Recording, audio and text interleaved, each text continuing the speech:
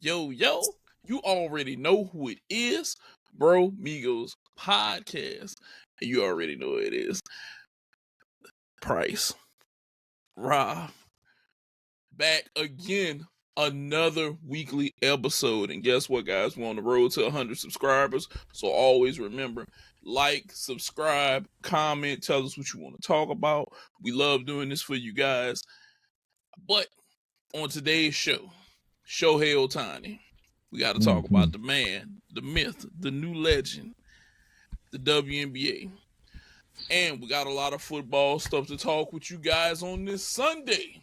Sit back, relax. Bruh Migos podcast. Hit the music. Hit the music, please, my brother.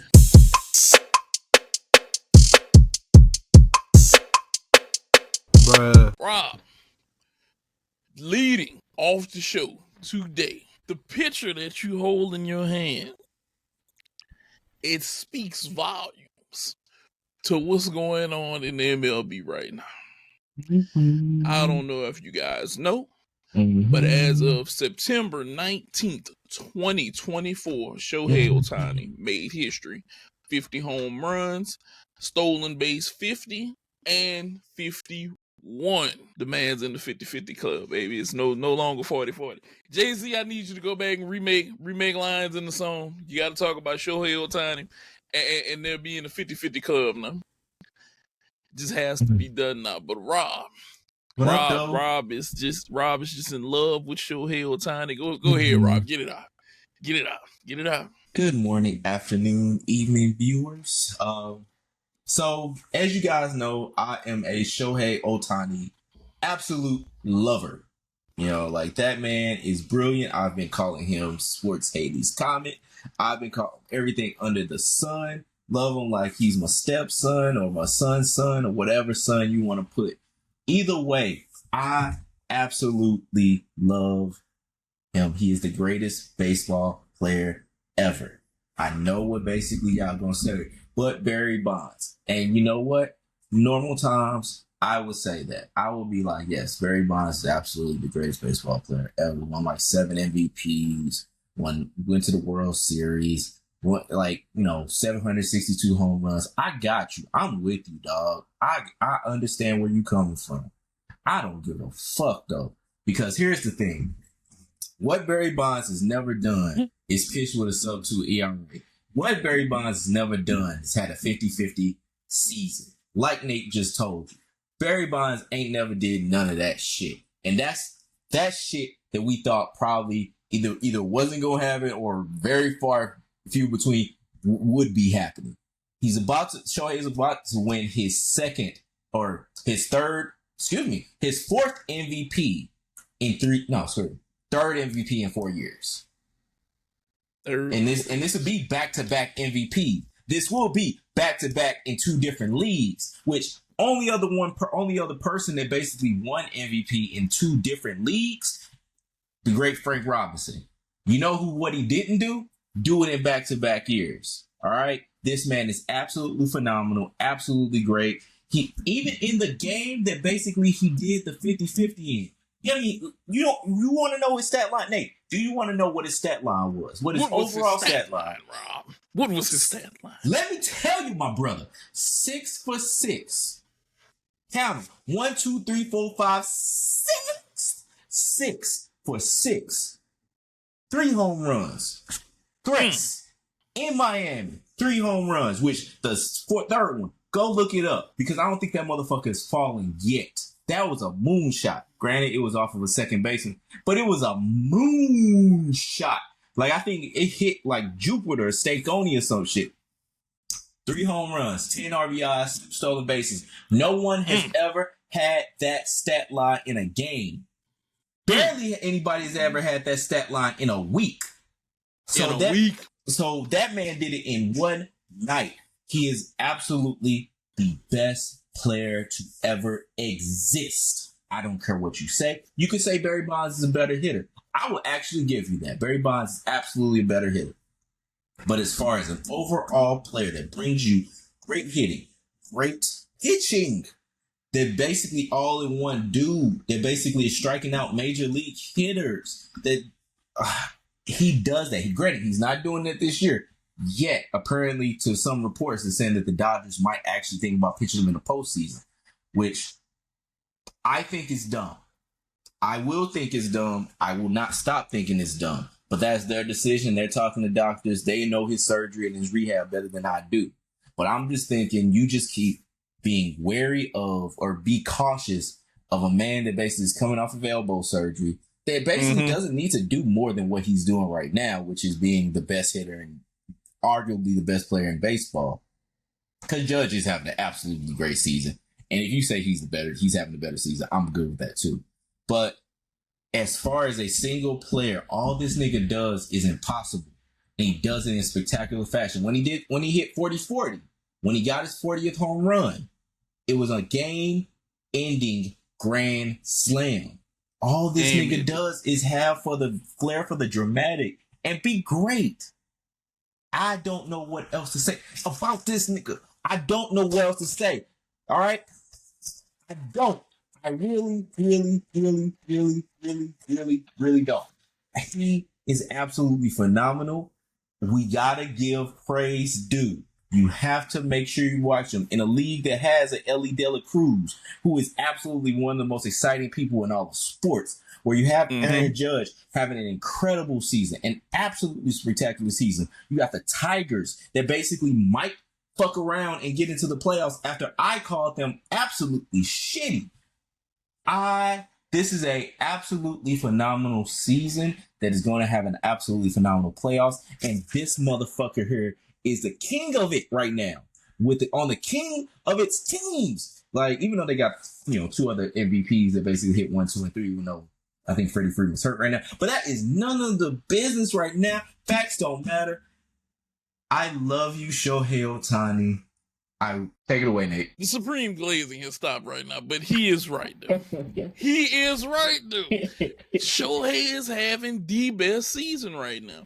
And I will say this, Bonds was a better hitter. Bonds was also a power bat, and Bonds played a long time. He was another guy, a bunch of MVPs. But right now in the present, this is the guy. And like you said, Judge is having a great season. Ellie's having a good season. We even forgot about Bobby Witt Jr. He's out there having a really good season. It's a lot of people having really great years right now. But this is the one. He's 50-50 now. He's literally 50-50. And I feel like this alone put him in a stratosphere of his own. Now, if he could ever have a year where he hits 70, 73 like Bonds, that'll take him even higher, because then he'd match one of the greatest hitters ever. And it's also, like I've said, Major League Baseball has to get off their shit, and they got to give Barry Bonds his flowers. Don't wait till something happens to this man to say, oh, we want to induct him now. Nah. Do it now.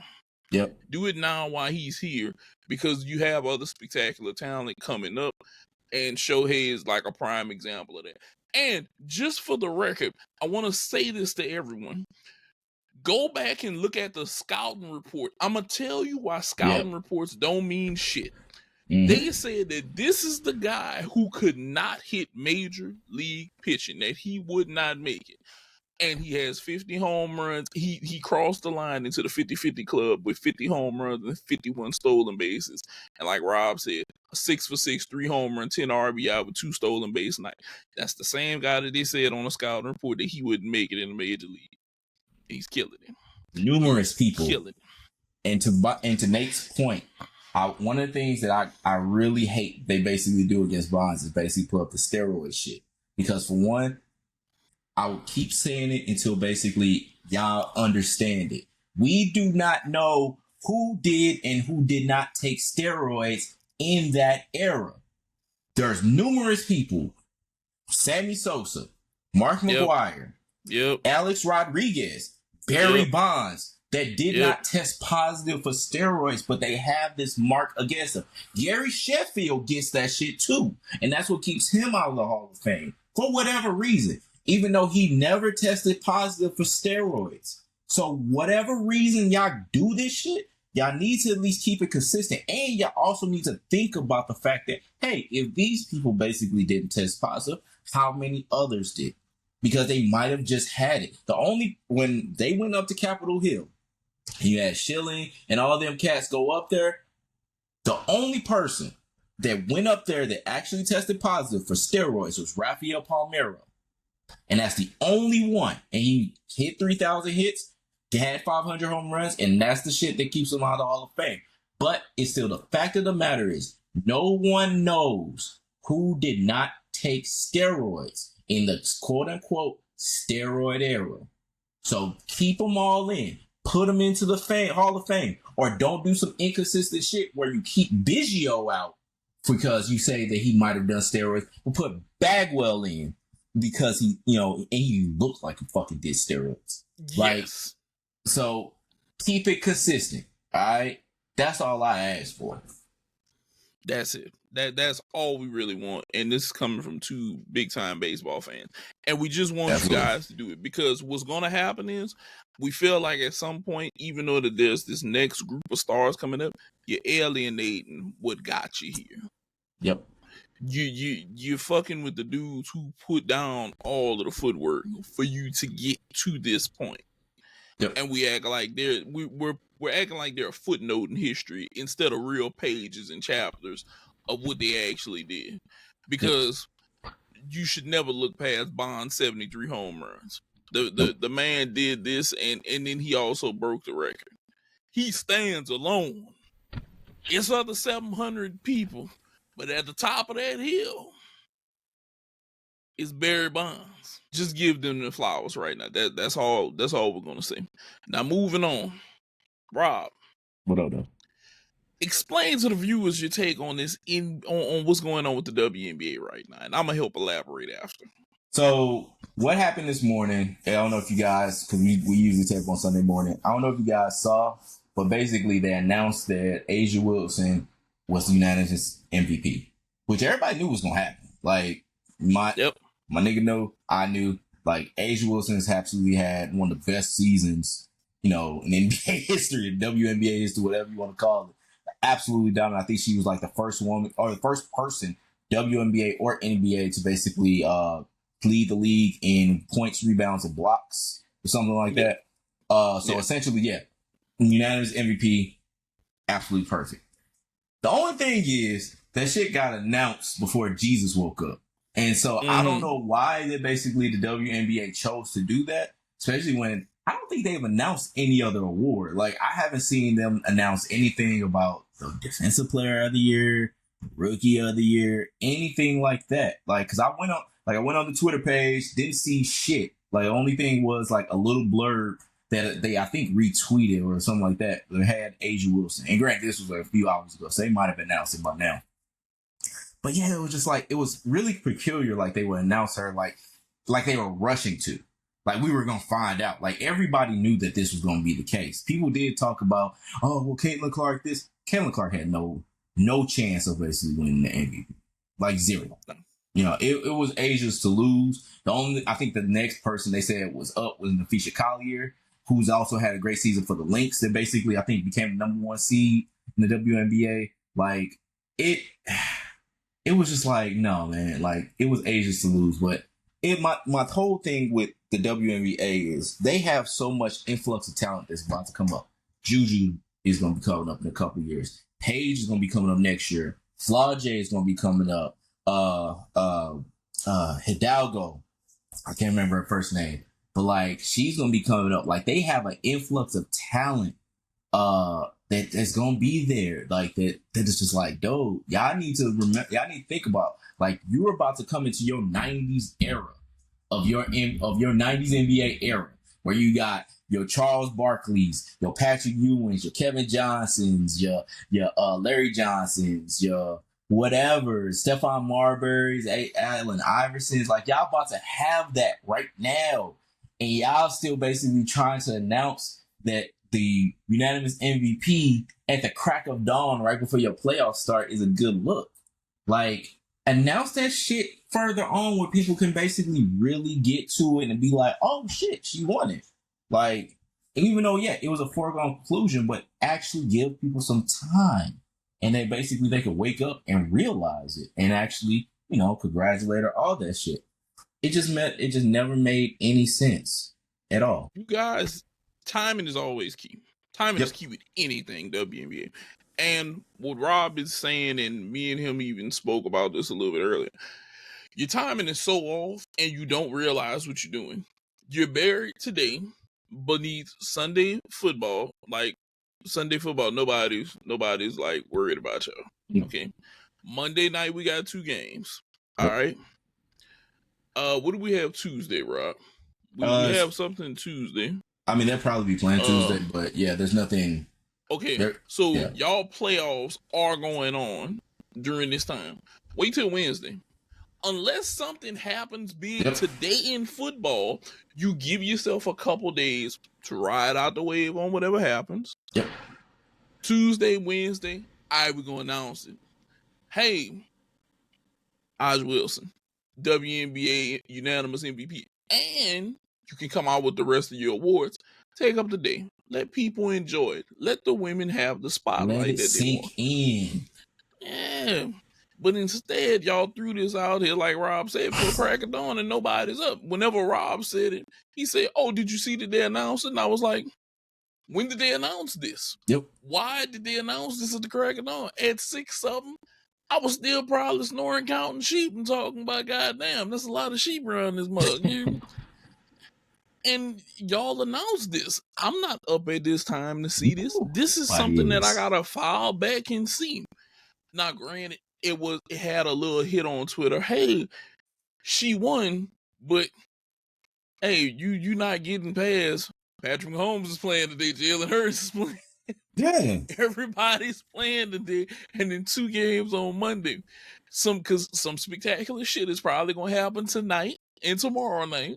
So you got to give yourself a little time to ride the wave and be like, okay, everything clear?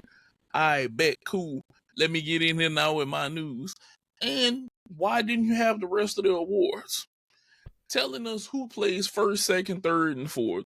What it was Kaya Smith and then Caitlin Clark came out fourth. This does nothing because it's still Rookie of the Year, Defensive Player of the Year. You have other awards to announce outside of this one. Granted, it is the biggest one. The MVP award is always the biggest one. But why not wait? Just wait. It usually comes in later. Like every other sport, you don't have, like, you'll basically have, like, say, basketball. You're going to have, Defensive Player of the Year.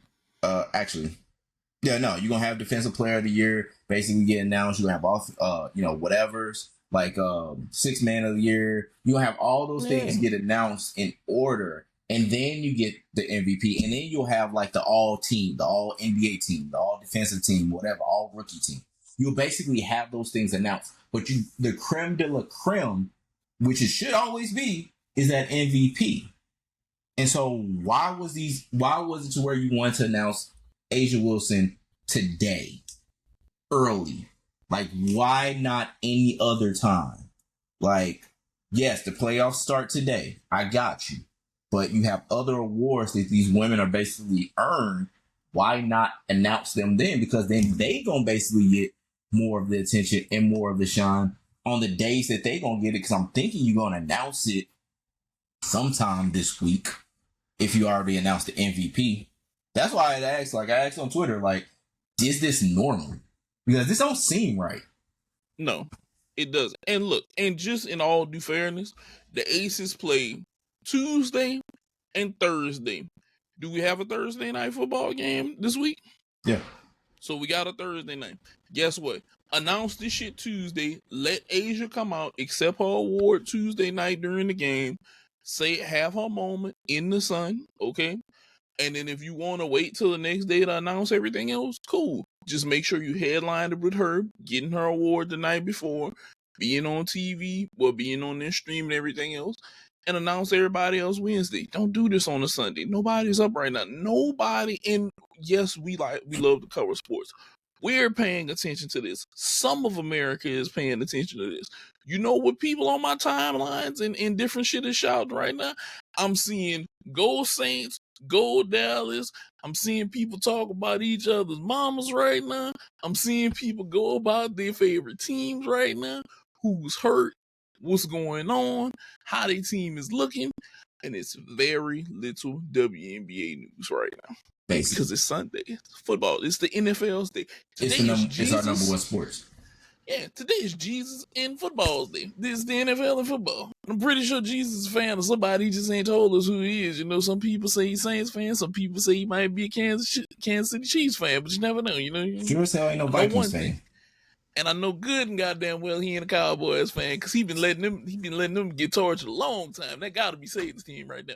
But you know, hey Rob, yeah, been getting their ass whooped a long time, bro. Yeah, been getting their ass whooped a long time. I'm just saying, Rob. Yeah. I mean, like you take this shit. Speaking of teams, though, this week we have a Ramigos versus going on right now. Yes, we do. And so we actually, myself and Mr. Nate, we actually have a game going on of fantasy football in one of our leagues, and someone is in the lead right now. I won't say who, and I won't say what black shirt they're wearing, but all I'll say is the score right now is 43.5 to 14.9.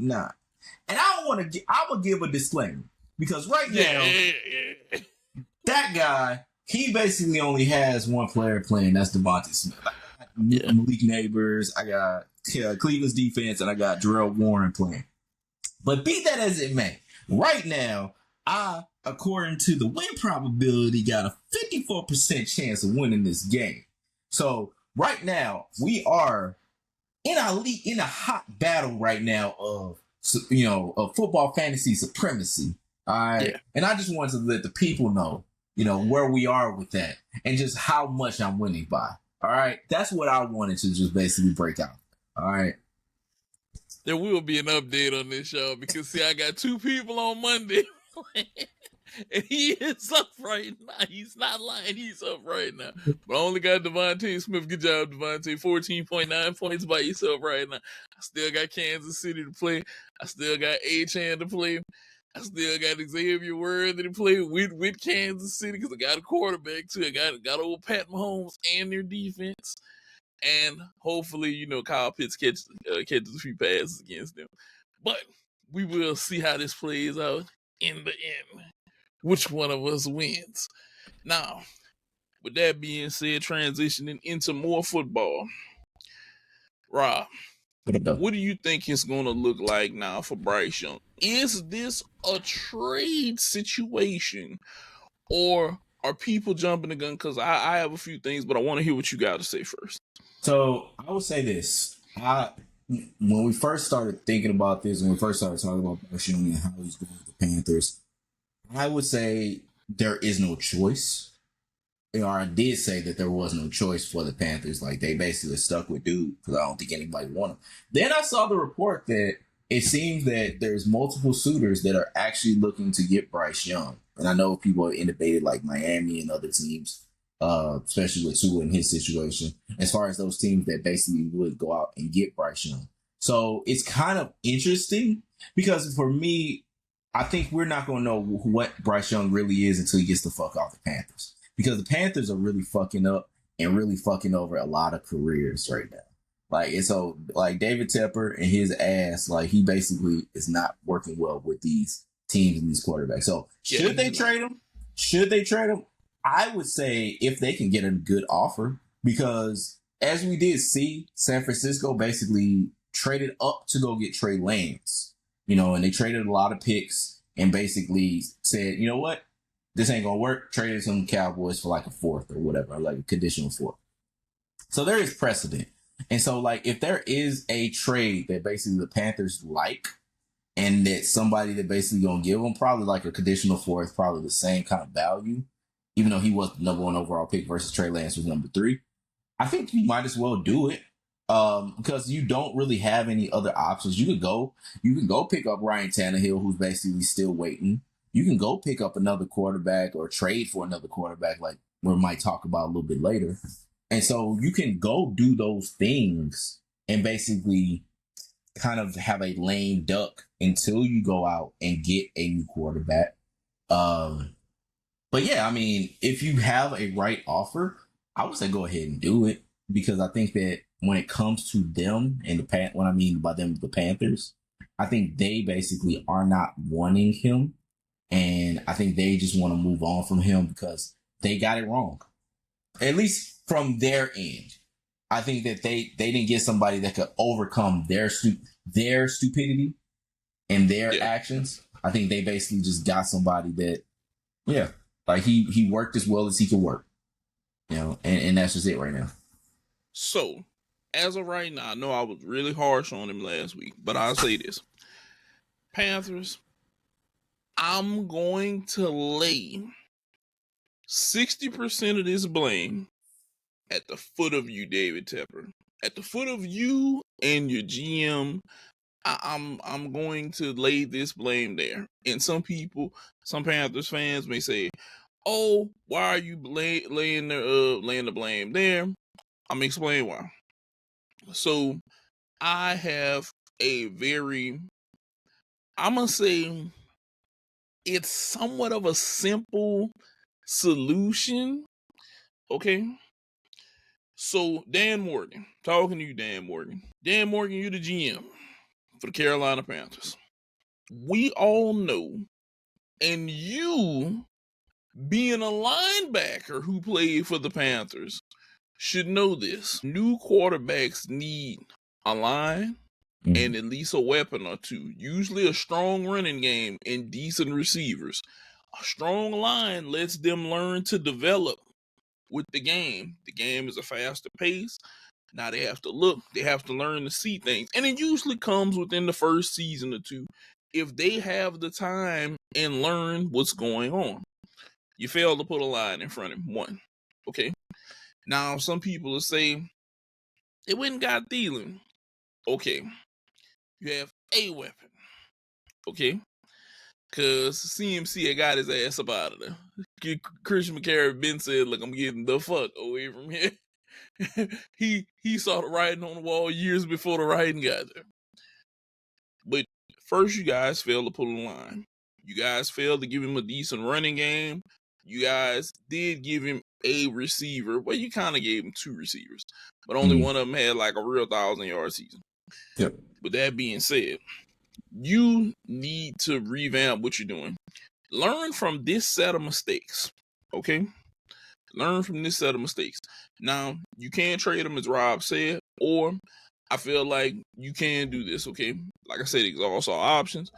Get Steve Clarkson, John Beck, get Jordan Palmer, get George Whitfield Jr., get them out here doing evaluations. How much is it going to cost for us to try to fix him? Because I think he's mentally broken.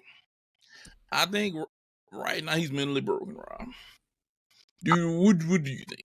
I don't know if he's mentally broken. I think that he's not as well. Like, because mentally broken is like, that's a bit much. But I would say, like, his play so far has been along the lines. He doesn't seem like he's very much off. You know? Yeah. And I know, like, people, like, they did say, like, his girl or the woman he was dating before, now she's with Tyrese Maxey. And I think that was a part of it. They also had, like, I saw another video of, like, Adam Thielen running jet sweeps. So that's really an encapsulation of basically how fucked up this offense kind of is, and what their thought pattern is. But I don't know if he's completely mentally. I think he might be something wrong. I think from a football standpoint, Rob, he's kind of broken. I think he's broken to a certain extent, and it's an issue. And I think that if you want to save this Carolina, if you want to save this, you need if you're going to commit to him, say, hey, we're going to go into this draft and we're going to get you a line. Okay? Because there's enough big guys coming out that you should be able to build some semblance of a better line, okay? Put them up front. Give him a chance, okay? You got him on a rookie contract. I know you're like, hey, maybe this ain't the way. Maybe you can get a good trade for it. I don't know just yet. But in like the recent state of events that have happened in the NFL, somebody may be willing to take him right now because there's a premium on quarterbacks, and right now you've had a couple drop like flies. And if you're in the shoes of Las Vegas, kind of sort of don't have one at all. He kind of just got a guy back there that throws the ball. It's just my opinion. Just my opinion. You know? But I think that if you do this trade, try to make it worthwhile. If not, exhaust all the options first before we just say, hey, bro, we got to start over. Okay? Yeah. But you damn sure don't want to be stuck where you are right now. Nope. Now, speaking of trades, Rob. What about Russell, Danger, Wilson. Should he stay in Steeler land, or should they look to push him away and trade him? That's another more peculiar one because you could kind of go either way. Because like with Russell Wilson, he's a Pro Bowl quarterback, arguable future Hall of Famer. He is somebody that basically I think will play well within the Steelers offense. So like keeping him would be a good way. But when it comes to all these kind of teams where you got like Miami that basically needs a quarterback, the Giants basically might say, you know what, fuck Daniel Jones, we're going to have to go somewhere else. Might basically, even though they're playing well right now, like they might go elsewhere. Like there's another team that might be like, hey, we need to start over with somebody new, especially cheap. Because the thing about with Russ is still getting paid by the Broncos. So you really don't have to pay him much of anything. So as far as somebody that's worthwhile to go get and go basically say like, hey, this is be my, quarterback, my starter quarterback, I think he's worth trading. And if you're the Steelers, I think he's worth at least listening to offers. Because you might like Justin Fields. But the thing about it is, at least you can basically say, hey, we could basically trade either one. Granted, you probably trade Russ because at least you don't have to pay him for like maybe another couple of years because of the contract situation with the Broncos, or with Justin Fields, you have to trade him after this year, or you have to basically pay him after this year unless you tag. And so, I would say I would listen to offers. Would I trade Russell Wilson right now? No, because I don't think unless you basically are getting some more offensive linemen for that Steelers staff, because they got a shitty line too. Yeah. Unless you're getting that, I wouldn't think that I need to trade him. Because I could basically say, okay, well, I could go get picks, but yeah, how many picks you can really get for Russell Wilson, who basically everybody think is done in the dirt anyway, or a lot of people think are done in the dirt anyway. Yeah. So, but what you think? Do you think they should trade him? I think that they should. Okay, and I'm gonna give my reasons why. Like you said, you don't have to pay him, and maybe you can get a pick, but I'm trading him. I'm looking towards one particular team, and that's Miami. Just hear me out for a second. Skylar Thompson is the guy that you're going to start, okay? Now, granted, he's been a guy, he's in the camp, he's working, he's playing, he's there with that offense. How good is Skylar Thompson going to be, okay? Now, you may say, Bryce, he's there. He's their guy. I know this. He's a third-year guy, Kansas State, okay? Now, some of you may not think the most of Russell Wilson, but I'll say this. He's a vet. He knows what he's doing. He's never had the semblance, the Avenger-type weapons that he would have if you gave him to Miami, okay? If he goes to Miami, he has Tyreek Hill, he has Jalen Waddle, he has H.A. in the backfield, okay? He's had a Lynch, he's had a Marshawn Lynch, but he didn't have DK at the same time, and he's had DK and he had an okay running back. He's never had a star-studded set of wide receivers and a running back. Yeah. Yeah. And not just one running back. Raheem Mostert ain't nothing to sneeze at either. Yep. Okay? So, with that being said, if it was me, Dolphins, I'd shake the tree. Hey, Steelers, what would it cost me to get him? Okay? Because if Tua has to go away and retire, they're going to pay him out over time. Okay? So, that's not an issue. I feel like if he made the move to Miami, it's sunny, it's bright, feel good down there. You know, Sierra, she sexy, she like bikinis and shit. She do music, she bring all them fine dancers and whatnot with her. They'll do Miami. Russ, I do Miami. Y'all always dancing and shit on Instagram anyway. It's nice in Miami. So I'd say, let's do Miami. We go to Miami. Maybe this might be his chance. I don't know if you remember this, Rob, but do you remember whenever Kurt Warner was fading and then he went to that Arizona team and he like reunited, like he just reignited his flame for football. Yeah, just got bigger. And that's part of that. Yeah, Larry Fitzgerald to throw to. Yeah. Well, guess what? This fool had Tyreek Hill to throw to. Very 4 points. And Jalen Wild.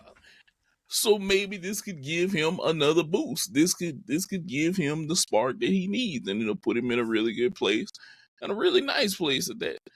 So maybe this is a great move. If it was me, Dolphins, I'm shaking a tree on Russ. Vegas, you already know Sierra's a performer. Really, who y'all got? Just look at me. Just look at me, Vegas fans. Who the fuck y'all got a quarterback? Okay, let's just be real with each other. Just be real with me right now. You know, like I know, you don't even like your quarterback like that. You just support him because he there. Okay? No, you ain't even gotta lie to me. We can keep it real with each other right now. Okay? You know you don't support him like that. Why not shake the tree on Russ?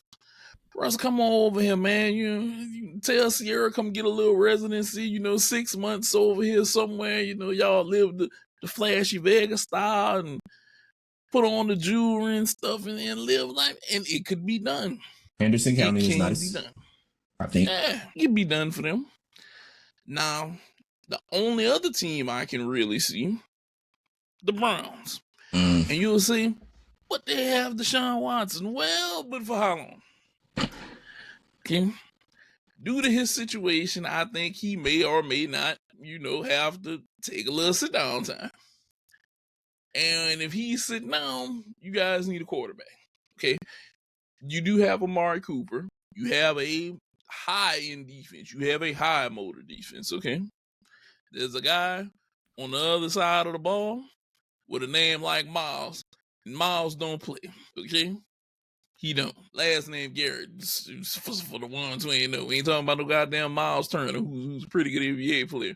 It's Miles Garrett. MMA Garrett. That's what I might call him. He be beating up people in the offseason when they train. That would be the other team that I'd shake the bushes about Russ, just strictly due to the fact of, if Deshaun has to sit down, we need a quarterback. Why not put him in? It'd be perfect timing. Hey, let's do this, blah, blah, blah. Give him a shot. And if we do that, I feel like those are 3 teams that would put him in a position to succeed and it'll give him a chance to shine, because I do truly think right now, and I watched a couple different shows and they brought up points and I even questioned it. How hurt is Russ really? Because Russ is dressing. Russ is dressing and on the sideline jumping up and down and shit, okay? I think what happened is Mike Tomlin wanted to roll the dice on Justin Fields first. And the shit started working out early. And Russ is there for whenever Justin fucks up. And he need to pull him out. Because in reality, Justin Fields can be the long-term solution for the Steelers, where Russ is maybe a 3-4 year solution. Justin Fields may be a 5 to 7 or longer year solution. Right. I think Mike Tomlin, I'm going to be honest with you guys, I think Mike Tomlin said, look, Russ being hurt just helped me do what I had to do, because he wanted to roll the dice on Justin first. He rolled the dice, the shit works out, Russ was hurt, Russ is on the sideline, and now it's like, okay, cool, this is working, I don't want to mess this up. But we all know Russ has a very strong personality and media backing with him. He can get to the media. If I'm the Steelers, do I want him sitting in the back pushing towards getting in the game through the media? No. So what I'm going to do right now is, because I know he can do this, I'm going to say, look, I'm going to take the chance on Justin. If he get hurt or if he fails out, I'll take the blame on it. But I don't need Russ putting too much pressure on my young quarterback. That may be my long-term solution, especially because we didn't make him the first option before we put the possible long-term solution in behind him. We didn't let Russ fuck up first. We don't know what he has. So what I will do is, let me shake the bushes. Hey, Miami, you want him? Browns, you want him? Hey, Vegas, you want him? Because I think the Giants are going to be pretty set. I'm thinking only because right now Daniel Jones is playing good. I think Daniel Jones knew he had to play good, though. That's just my personal opinion. Absolutely. He knew he had to play good. And he's in a division where it's a rookie quarterback and it's two guys who kind of know what they're doing, with one guy who's destined to fail in the playoffs and one who just got a bunch of new weapons, and he may not be destined to fail in the playoffs this year. So Daniel had to do something. Okay. Yeah. The only thing I would say is that I don't see the Steelers trying to go to trade with the Browns, especially for a starting quarterback. That would be the thing that I would say they might not be able to do it. And so, yeah. But no, you're absolutely right. Like, your point's actually spot on, dog. Like, there's going to be some teams that's going to be like, let's get it. If we're going to get a high-end replacement quarterback, let's go get an actual high-end replacement quarterback. Yeah. And we may not need to spend a ton for. And I think Russ is that. Yeah, because if you look at the face of the quarterbacks, if you look at the league and what quarterbacks are right now. All right, I'm gonna run through them real quick. AFCs, Buffalo's got Allen. Mm-hmm. Miami's in trouble. New England has Drake May right now. Mm-hmm. Jets got A-Rod. They're gonna bank on him a little while. AFC North, Baltimore got Lamar. That's Joe Burrow. Browns have an issue. Steelers is where he lies. Well, the Browns may have an issue. Yep. AFC South, CJ Stroud is good.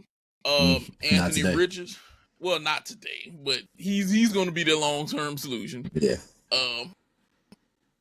Richardson might be in. He's wavy in Indianapolis. Jacksonville just spent $275 million.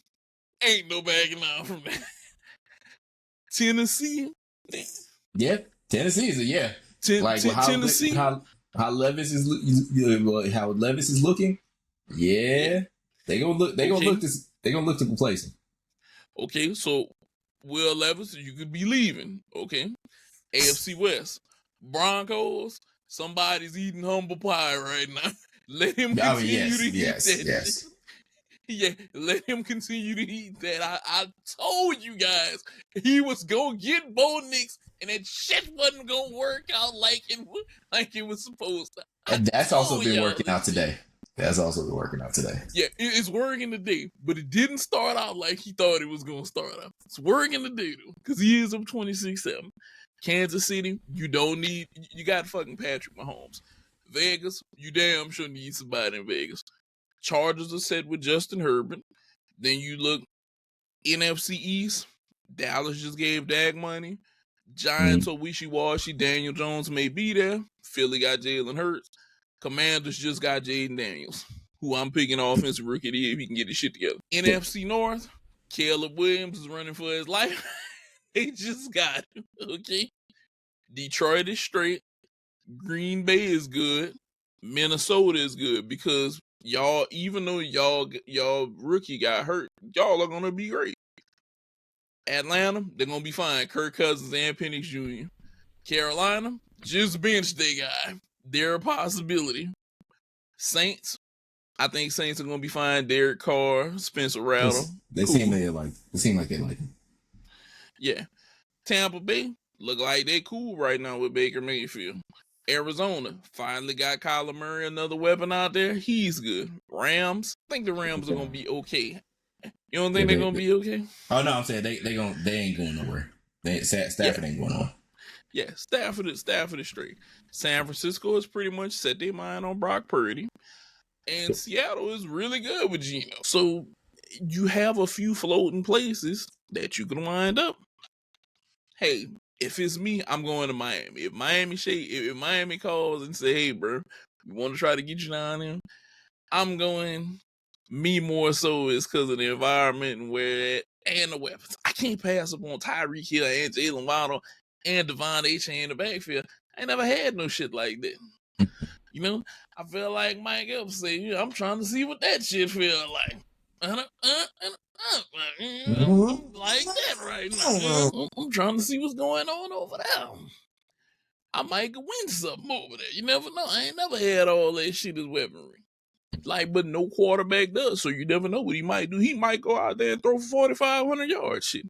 He might come in and throw 4,000 the rest of the season, and we're going to say, God damn, Russell's looking good. And that's all it takes. Because remember, people doubted Tua. All of a sudden, he get Tyreek Hill, Jalen Waddle shit. We like, man, Tua's a really goddamn nice quarterback. But then concussions come back to haunt him. So you never know how this could go. But I do think I think if I'm the Steelers, I start pitching feelers. I think I'm gonna gamble on my long term with Justin Fields and just hope that he develops and he continues to win games, and I'm good. And that's me.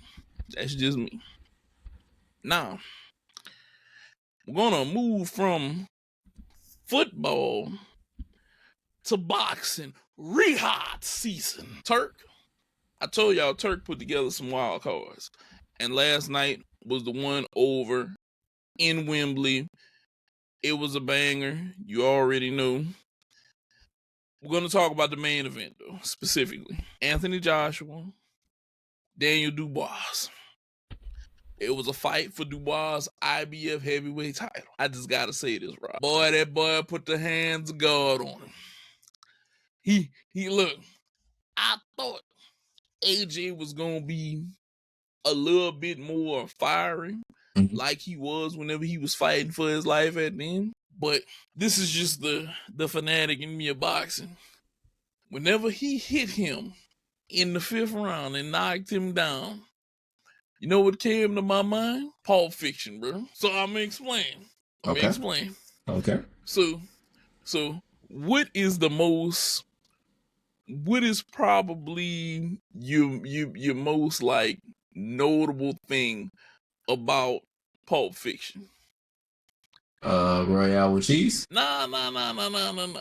Think Samuel Jackson. And I will lay my hands upon thee, and I will smite my brother, and you will know that I am the.